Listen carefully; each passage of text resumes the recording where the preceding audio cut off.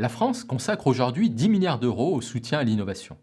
Tous les territoires essaient de se doter d'écosystèmes entrepreneuriaux. Ces initiatives peuvent être portées par des entreprises comme Station F ou des territoires comme Sophia Antipolis.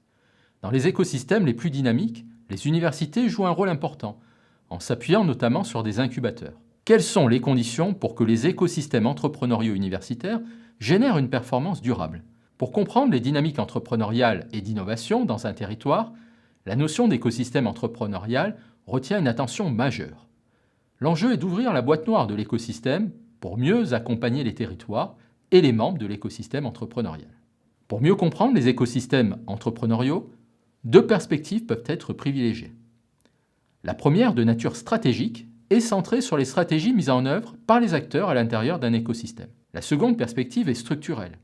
Elle est centrée sur la forme et le mode de fonctionnement des écosystèmes. Nous avons privilégié cette seconde perspective en nous appuyant sur la théorie des réseaux sociaux.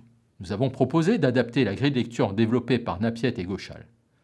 Le capital social joue en effet un rôle majeur dans les écosystèmes entrepreneuriaux universitaires. Nous avons construit une grille d'analyse qui comprend 3 dimensions. La dimension structurelle renvoie à la forme de l'écosystème et à la nature des liens entre les membres de l'écosystème. La dimension cognitive fait référence aux représentations partagées, à ce qui est tenu pour acquis, autrement dit aux objectifs, au langage ou encore au discours narratif partagé par les membres de l'écosystème. La dimension relationnelle correspond à la confiance, à l'engagement, aux normes partagées, au comportement attendu entre les membres de l'écosystème entrepreneurial. Nous avons appliqué cette grille de lecture à 3 écosystèmes entrepreneuriaux universitaires du sud de la France. 48 entretiens ont été menés auprès de différents acteurs, incubateurs, décideurs politiques, financeurs, entrepreneurs. Les 3 dimensions mises en avant dans la littérature sur le capital social sont clairement ressorties dans l'étude empirique. L'analyse du discours permet de les hiérarchiser.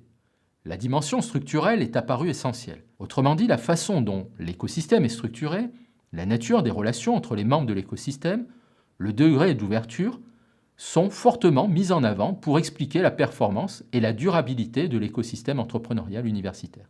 La deuxième dimension qui joue un rôle déterminant est la dimension relationnelle. Les membres de l'écosystème insistent sur l'importance de la confiance et de la collaboration dans la réussite des écosystèmes entrepreneuriaux universitaires.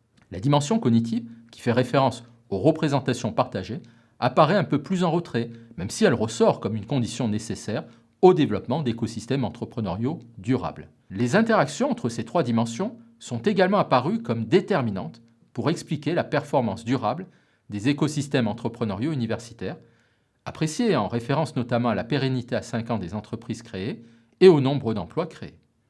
Cet article contribue au développement d'un nouveau courant de recherche en entrepreneuriat sur les écosystèmes entrepreneuriaux.